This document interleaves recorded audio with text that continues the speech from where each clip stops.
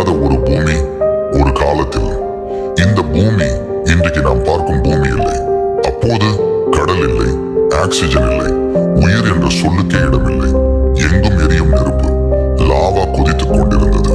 விஷ வாயுக்கள் மட்டும் ஆகாயத்தை நிரப்பியிருந்தது. அந்த பூமியில் ஒரு கணம் கூட எந்த உயிரும் வாழ முடியாது. ஆனா காலம் எப்போதும் நிற்காது. பூமி மெதுவாக குளிர ஆரம்பித்தது. எரிமலைகள் வெளியிட்ட நீராவி ஆகாயத்தில் மேகமாக மாறியது. அந்த மேகம் ஒரு நாள் இல்லை, ஒரு வருடம் இல்லை, ஆயிரக்கணக்கான ஆண்டுகள் தொடர்ந்து மழையாக பெய்தது. பாறைகளின் இடைவெளிகளில் தண்ணீர் சேர்ந்தது. பள்ளங்கள் நிரம்பின. பெரும் நீர்த்தொகைகள் உருவானது. அப்படித்தான் பூமியின் முதல் கடல்கள் பிறந்தது. அந்த கடல் அமைதியாக இருந்தது. ஆனா அதன் உள்ளே யாருக்கும் தெரியாமல் ஒரு சிறிய மாற்றம் நடந்து கொண்டிருந்தது.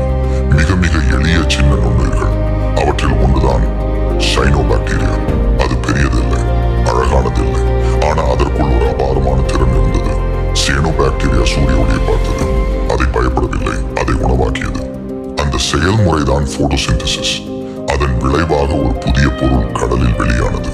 அதன் பெயர் ஆக்சிஜன். முதலில் அது மிகச் சிறியது, யாரும் கவனிக்கவில்லை. ஆனா காலம் செல்ல செல்ல அந்த ஆக்சிஜன் கடலையும் ஆகாயத்தையும் மெதுவாக மாற்றியது. ஆக்சிஜன் அதிகரித்ததும் பூமிக்கு ஒரு பாதுகாப்பு கிடைத்தது. ஆகாயத்தில் ஓசோன் அடுக்கு உருவானது.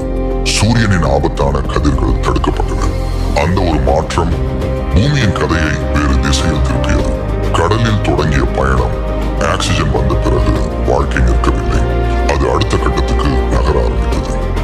ஆக்சிஜன் இருந்ததால் உயிர்களுக்கு அதிக சக்தி கிடைத்தது. சின்ன உயிர்கள் சேர்ந்து வாழ ஆரம்பித்தது. ஒவ்வொரு செல்லும் ஒரு வேலை செய்ய ஆரம்பித்தது. அப்படித்தான் முதல் சிக்கலான நீர்வாழ் அங்கிகள் உருவானது. அவை மெதுவாக நகர்ந்தது. சில தாவரம் மாதிரி, சில விலங்கு